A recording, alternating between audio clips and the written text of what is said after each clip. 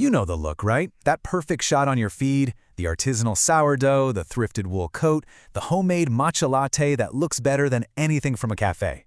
It's this whole aesthetic of being rich in life. But what if that whole vibe isn't a choice? What if it's, well, a beautiful glitch in a system that's completely broken? Today, we're going to treat this trend like a crime scene, because the real crime here isn't that you're broke. No, the crime is that the entire economic game has been rigged against you from the start. All right, let's get into it. So, welcome to the investigation. This popular trend of frugal optimism, it's not just some cute hashtag. It's the scene of a quiet, systemic crime that's being committed against the future of an entire generation. The reality is, you've been priced out of the real economy, and this cozy, beautiful aesthetic, well, it's the mask that's hiding that brutal fact. This isn't just a quote, it's basically a declaration of surrender. It's the sound of a generation realizing that all those traditional markers of success, the house, the car, they're locked behind a paywall that is just impossibly high. So what do? You redefine wealth. You bring it down to what you can actually control, the vibe, the aesthetic, the small win you can have today. And this is where the math just gets brutal. This is the why behind that surrender. Historically, right, the home price-to-income ratio was always around 3 to 4 times the average salary. That was the deal. It was doable.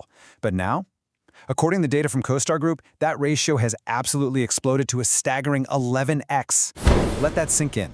This isn't just a high hurdle to overcome. For millions of people, this is a statistical impossibility. It turns the dream of owning a home into pure fantasy. Think about the economy like it's a giant online game. For decades, the rules were pretty clear.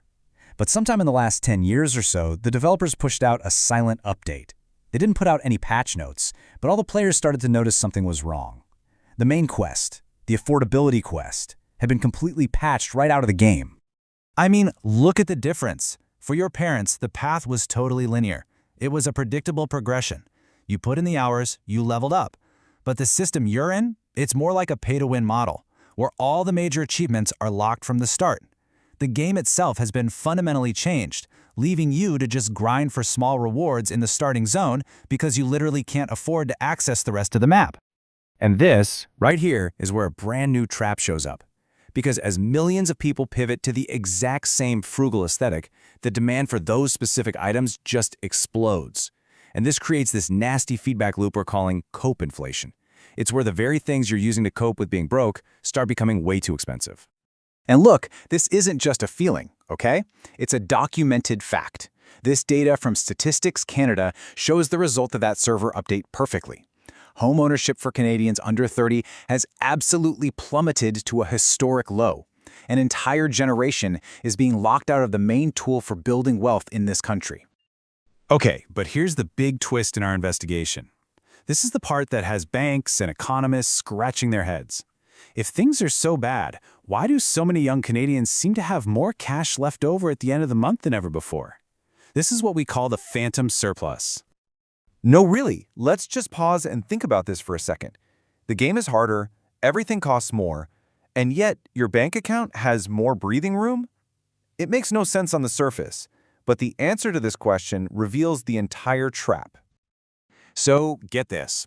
According to the latest MNP Consumer Debt Index, this is the average amount of wiggle room that many young Canadians have left over after all the bills are paid.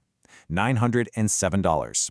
Now, if you just look at that number, you think, hey, that's pretty good. That's a sign of financial health. But it's not. Not at all. And here's the massive catch. That $907 isn't wealth. It's unspent survival capital. It's cash that only exists because you've stopped trying to play the old game. You're not putting $2,000 a month into a down payment fund that would take you 40 years to actually use. So this surplus, it's a sign of surrender, not success. And this just lays it all out, doesn't it? It shows exactly where that money is coming from. It's a total reallocation. By just giving up on the long-term goals that feel impossible, you've created this fragile liquidity. You are winning the month, but you're doing it by sacrificing the decade. You're hoarding cash because having that short-term security right now gives you more utility than a mortgage you know you'll never qualify for. So let's connect the dots. Big corporations, they see that phantom surplus, and you better believe they are coming for it. They know you can't afford a house, so they are completely re-engineering their marketing to drain every single dollar of your unspent survival capital on these hyper-inflated micro-luxuries. This is, quite literally, the monetization of your surrender. And the data here is just stunning. I mean, according to Statistics Canada, while general inflation is hanging out around 2.4%, the price of coffee has spiked by over 30%. Restaurant meals up 8.5%. The things that make up the rich-in-life aesthetic are inflating at like 10 times the rate of the rest of the economy. It's insane. And that's the final twist of the knife, isn't it? The very tools you're using to stay seen in this broken economy are being turned into the system's newest, most profitable revenue streams.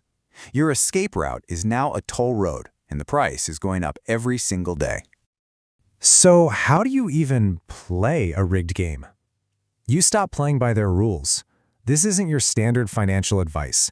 Think of these as survival instructions for navigating an economic system that is actively hostile to your future. It's time for what we're calling a radically defensive pivot.